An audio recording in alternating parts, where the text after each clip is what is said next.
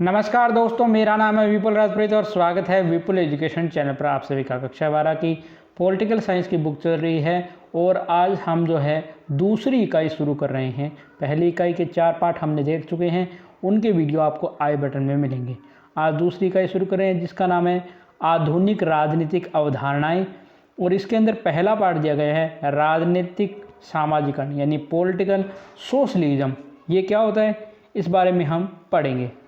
तो देखिए, द्वितीय विश्व युद्ध के बाद स्वतंत्र हुए एशिया, अफ्रीका एवं लैटिन अमेरिकी राज्यों के अध्ययन के लिए तुलनात्मक राजनीति में अनेक नवीन अवधारणाओं का विकास हुआ। यानी दूसरे विश्व युद्ध के बाद जो स्वतंत्र हुए थे एशिया स्वतंत्र, अफ्रीका और लैटिन अमेरिका के जो राज्य हैं, इनके अध्ययन के लिए तुलनात्मक राजनीति में अनेक नवीन अवधारणाएं बनी। व्यवहारवादी क्रांति के अंत अनुशासनात्मक उपागम पर जोर देने के कारण राजनीति विज्ञान में विभिन्न नवीन अवधारणाएं शामिल की। यानी जो व्यवहारवादी क्रांति है, इसके जो अनुशासनात्मक जो उपयोग है, इस पर जोर देने के कारण राजनीति विज्ञान में नई अवधारणाएं शामिल की गई।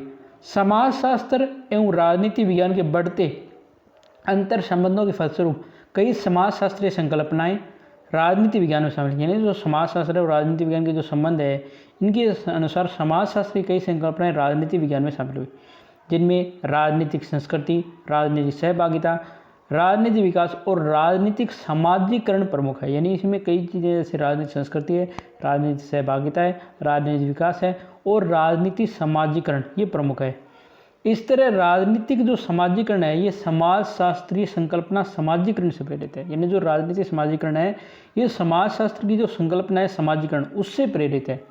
समाजीकरण समाज में निरंतर चलने वाली प्रक्रिया, यानी समाजीकरण का अर्थ क्या होता है? समाज में लगातार चलने वाली प्रक्रिया, जिसके माध्यम से व्यक्ति समाज के रीति रिवाजों, परंपराओं, मूल्यों एवं मान्यताओं अर्थात समाज की संस्कृति को अंगीकार कर उसको क्रियाशील सदस्य बनता है। यानी समाजीकरण क्या होता है कि इसके माध्यम से व्यक्ति या समाज में जितनी रीति रिवाज है, उसकी परंपराएं हैं, मूल्य हैं, मान्यताओं, इन सबको क्या समाज की संस्कृति को अंगीकार करके यानी स्वीकार करके उसका सदस्य बनता है।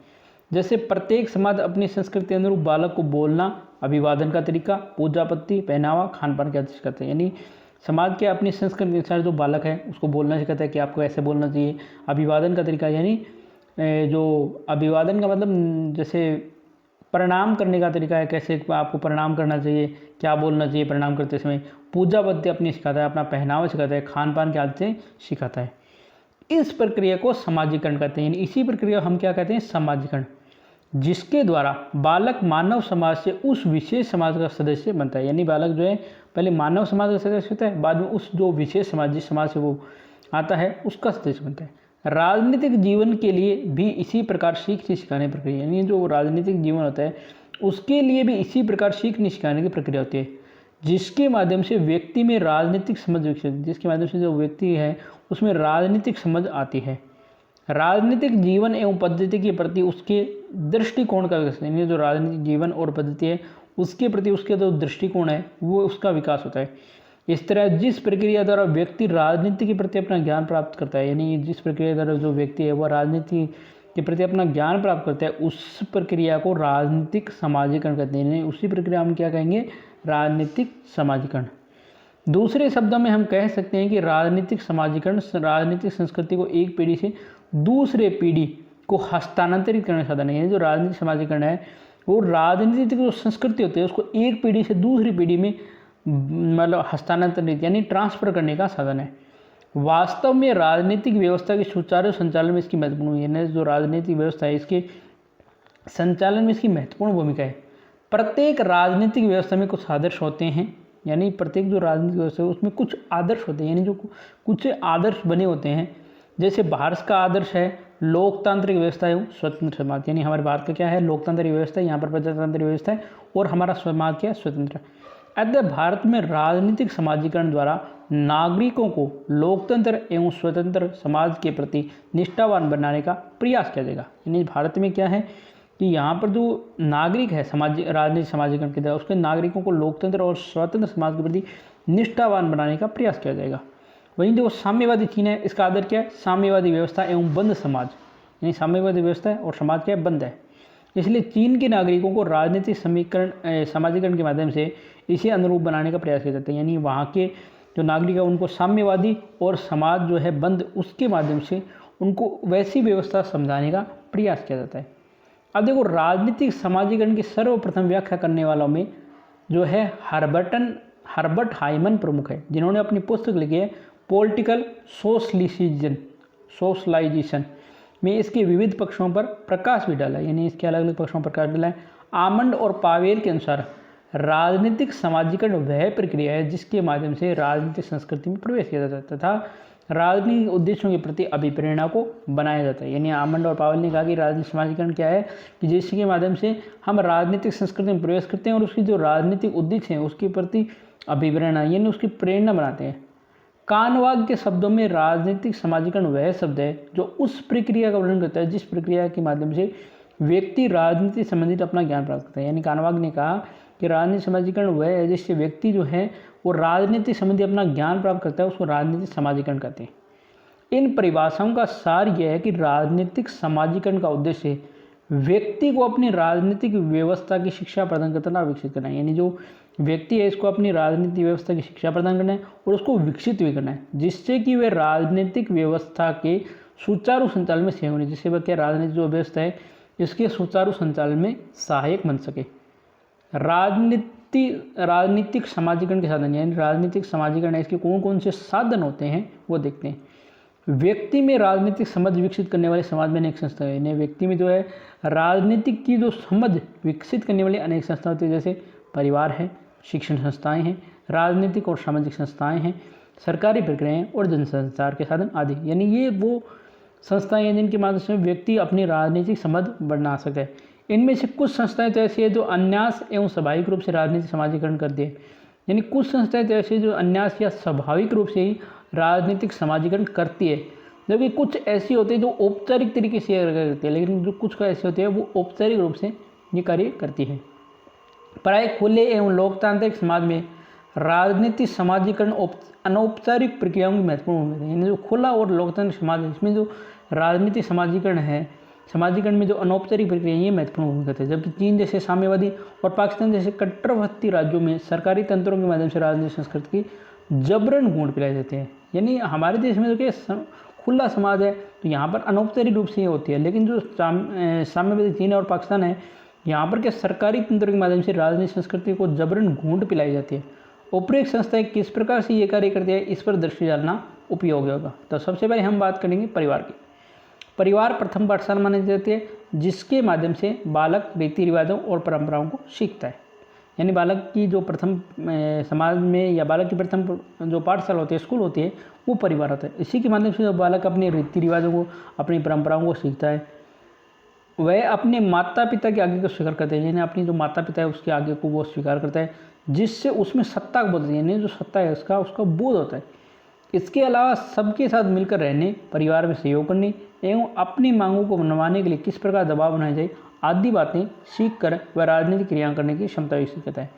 यानी मतलब राजनीतिक मतलब परिवार में सहयोग कैसे करें और मिलजुल कर कैसे रहें और अपनी मांग बनवाने के लिए किस प्रकार दबाव बनाया जाए, ये बातें भी वो सीखता है। और इससे क्या उसकी राजनीतिक क्रियाओं की जो क्षमता है उसको विकसित होती है। सामान्यतः चुनावी अनुभव ये बताते हैं कि परिवार का मुखिया जिस राजनीतिक दल का समर्थक होता है, परिवार के अन्य सदस्य भी उसका अनुसरण करते हैं। यानी जो चुनावी अनुभव ये कहते हैं कि परिवार का मुखिया जिस राजनीतिक दल का समर्थन होता है, जैसे परिवार का मुखिया है वो बीजेपी को समर्थन करता है, तो परिवार के अन्य सदस्य भी उसका अनुसरण करते हैं, वो भी बीजेपी को समर्थन करते हैं। या परिवार का मुखिया कांग्रेस को समर्थन करता है तो अन्य जो दल है, अन्य जो है वो भी कांग्रेस को समर्थन करते हैं। ये उसका मतलब परिवार का जो हम मुखिया मतलब जहाँ पर वोट डालेगा, परिवार के अन्य लोग भी वहीं पर वोट डालेंगे। इस प्रकार राजनीति के प्रति प्रारंभिक समझ का विकास परिवार के माध्यम से होता है। यानी इस प्रकार जो राजनीतिक है इसके प्रति जो प्रारंभिक समझ है इसका विकास किसके होता है, परिवार के माध्यम से होता है। अब बात करते हैं शिक्षण संस्थाओं की। राजनीतिक समाजीकरण में शिक्षण संस्थाओं की महत्वपूर्ण भूमिका होती है। यानी जो शिक्षण संस्थाएं उनकी भी महत्वपूर्ण भूमिका होती है। बालक परिवार में जिन राजनीतिक अभिवर्तियों को आत्मसात करता है, शिक्षण संस्थाओं में वे और अधिक मजबूत होते हैं। यानी बालक जिन अभिवर्तियों को मतलब परिवार से अपनाता है वह शिक्षण संस्था में और मजबूत होती है। विभिन्न पृष्ठभूमि के सहभागियों के साथ अनुकूलन करने की आवश्यकता से बालक राजनीतिक व्यवस्थाओं को विविधताओं और विरोधाभास के साथ समायोजन कर सकते हैं। यानी अलग अलग पृष्ठभूमि के उसके सहभागी, यानी जो स्कूल में जो आपके सहपाठी होते हैं वो अलग अलग पृष्ठभूमि के होते हैं, कोई किसी प्रकार का होता है, कोई किसी प्रकार। इससे क्या होता है, बालक भी एक तो राजनीतिक व्यवस्थाओं की जो विविधताएँ, अलग अलग विविधताएँ होती है और जो विरोधाभास होते हैं वो सीखता है। बालक की शिक्षा जितनी व्यापक होगी इसकी संभावना ज़्यादा है कि वो राजनीति में कितनी रुचि लेगा और उसके साथ राजनीतिक ज्ञान का विकास है। यानी बालक की शिक्षा जितनी व्यापक होगी, यानी जितनी वो पढ़ाई लिखाई अच्छी करेगा उसकी संभावना भी ज़्यादा होगी और वह राजनीति में रुचि लेगा और राजनीतिक ज्ञान का विकास होगा। लेकिन शिक्षण संस्थाओं का पाठ्यक्रम कैसा है, उसकी मित्र मंडली कैसी है, अथवा शिक्षण का राजनीतिक व्यवस्था के प्रति दृष्टिकोण एवं वैचारिक अभिमुखीकरण कैसा है, ये सब तत्व राजनीतिक समाजीकरण को प्रभावित करते हैं। यानी शिक्षण संस्थाओं का जो पाठ्यक्रम है ये कैसा है, उसके जो दोस्त हैं वो कैसे हैं, और जो शिक्षक है वो राजनीतिक व्यवस्था के प्रति कैसा दृष्टिकोण रखते हैं, ये सब बातें राजनीतिक समाजीकरण को प्रभावित करती है। क्योंकि शिक्षक अपने आचरण में अन्य विभिन्न तरीकों से अपने विद्यार्थियों को अपनी विचारधारा की ओर प्रेरित करने का प्रयास करते हैं। यानी जो शिक्षक होते हैं वो अपने आचरण से या अपने तरीकों से जो विद्यार्थी है उसको अपनी विचारधारा की ओर प्रेरित करना है। यानी अगर जो शिक्षक है उसकी जो विचारधारा है उसके प्रति जो है विद्यार्थियों को वो अपने लाने का प्रयास करते हैं। इसके बाद हम बात करते हैं राजनीतिक दलों की। राजनीतिक दल अपने नीतियों, विचारधारा और कार्यक्रम के माध्यम से सामाजिकरण का महत्वपूर्ण कार्य करते हैं। यानी जो राजनीतिक दल है वो अपनी नीतियां हैं, अपनी विचारधाराएं और कार्यक्रम के माध्यम से महत्वपूर्ण सामाजिकरण का कार्य करती है। यद्यपि लोकतांत्रिक देशों एवं साम्यवादी सर्व अधिकारवादी राज्यों में राजनीतिक दलों की भूमिका अलग रहती है। यानी जो लोकतांत्रिक देश है और जो चीन जैसे साम्यवादी देश है उनके राजनीतिक दलों की भूमिका अलग रहती है। ऐसे राज्यों में सामाजिकरण के साधनों पर राज्य का कठोर नियंत्रण रहता है। यानी जो अलग अलग राज्य होते हैं उसमें सामाजिकरण के जो साधन है उस पर राज्य का कठोर नियंत्रण रहता है।